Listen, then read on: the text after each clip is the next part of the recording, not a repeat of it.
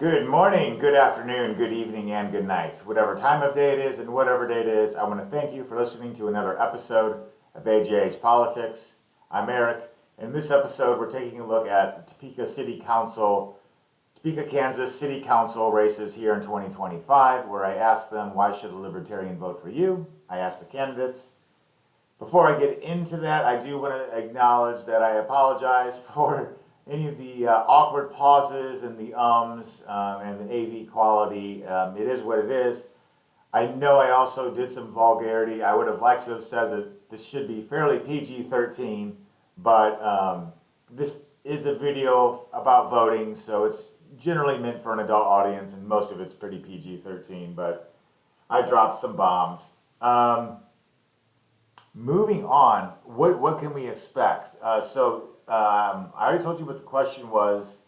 Episode 1 is going to be the incumbent from District 1, which is Karen Hiller, and I just did the incumbents first just because I did.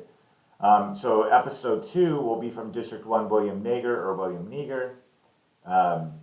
The odd districts are what are up for election here, so next would be District 3, and episode 3 will be incumbent Sylvia Ortiz.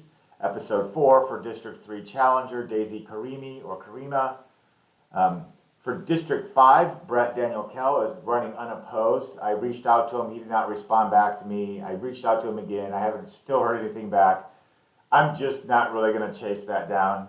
So it is what it is. Moving on, District 7. Well, Episode 5 for District 7 will be Earl McIntosh, which I want to acknowledge I am involved with his campaign. So I'll try to not be biased about this stuff, but I am involved with his campaign. He's a challenger, District 7 retired, so there's another challenger, and that is Michelle Bradberry. There's no incumbent, and so Michelle Bradberry will be Episode 6 for District 7. Episode 7, we're going back to the mayoral race, Spencer Duncan, and I should mention on the mayoral race as well as on District 1, there was a primary before that because there were multiple persons on, so many people on the candidate, they narrowed it down to just the top two. And so this is who survived that. And so that was Episode 7 for Spencer Duncan, who is also currently District 8 representative. So the mayor's resigning or retiring. So there's no incumbent, but Spencer Duncan kind of incumbent in terms of having a little asterisk next to his name, maybe. The other challenger will be Episode 8 for mayor race, Henry McClure. And then at the time when I first made this introduction, 8 of these 12 people had responded, there's 3 people running for District 9, which is where I live, which was a little annoying for me since I would like to get something from them. But I happened to actually just talk to Chris Deister, who's going to be now Episode 9.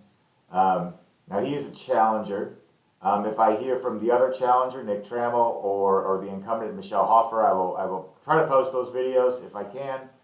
Beforehand, but I'm glad I got in contact with someone. He should be sending me an email with his answer to why should a libertarian vote for you? So without further ado, let's see what they said to that question. Okay, so this is Episode 6, District 7. Michelle Bradberry, here for Topeka local elections 2025. I should comment that I am involved with the campaign of her opponent, Earl McIntosh, and I do think that you should vote for him. But that being said, let's see what she said. I asked Michelle, why should a libertarian vote for you? And she responds, hi Eric, I appreciate you reaching out. I believe we have more in common than we don't. I am committed to a city government that focuses on essentials like public safety and infrastructure, uses taxpayer money wisely, and acts with accountability. At the same time, I believe the city has a role in helping residents and businesses succeed by creating opportunities and reducing unnecessary barriers. My goal is to strengthen our community in practical, responsible ways that benefit everyone. Thank you again for your interest and for being engaged. I hope my approach aligns with what matters most to you. Sincerely, Michelle Bradberry. Okay, so I read this and I kind of came across with a couple of things. The first thing is the second sentence, I believe we have more in common than we don't. Now, I definitely personally like that sentence. I don't know if it justifies why a libertarian should vote for you. I think I could ask why a Republican or a Democrat should vote for you, and you could respond with that, and it would be a very nice thing to say. moving on to the next kind of chunk of that paragraph is I'm going to kind of, what I noticed is that as I read every one of those sentences, it was kind of like, I'm going to go do this stuff and I'm going to, do it responsibly or practically or judiciously or something to that effect, where there's this duality of I'm from the government and I'm here to help you, but you can trust that I'm going to help you better than the other person. So like in the first sentence, she's committed to a city government that focuses on essentials like public safety and infrastructure. Like this is what she's going to do. And those are actually, good things to do. And I'll admit that at the local level is when the government is most hands-on. So it's kind of hard to sell libertarianism at the local level, given how against government libertarians generally are. But then there's the second half. What do you do is you use taxes. And then she kind of justifies it with words like wisely and accountability. And then you look at the second sentence, the city has a role, like she has a duty to do stuff like help residents and businesses and create opportunities, the verb to help and to create. And then she kind of comes back with the libertarian kind of a little bit, and we do that by reducing unnecessary behaviors.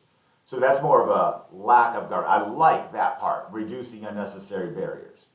And again, then in the next one, we have the verb of to strengthen things. So a very proactive, the government's going to do something. And then she kind of like, but we're going to do it responsibly, but benefit everyone, which is also, again, the idea is that you're not supposed to be benefiting your BFFs, you're supposed to be benefiting everyone. So again, I really like the second half of all of those sentences. In the first half, like I just have like a little bit of a spider sense going off. Anyway, so that's my critique. Thank you for your response, Michelle. All right. So there it is. Here's my outro. You've watched this episode. Thank you for watching it. I do want to say that as I try to critique everything, maybe a little bit positive here, maybe a little bit negative there, and try to kind of approach it from the lens of, here's an interesting question, even if you're not involved in this election. See how people respond to it, like with kind of this idea of like, what does it actually mean to be a libertarian? What does a politician that's running think of that word? And then I also kind of gave my own critiques, positive and negative. Write down in your comments, do you agree or disagree with how libertarian of a response the answer was? And do you agree or disagree with any of my hot takes on any of that? But other than that, thank you for watching. Bye.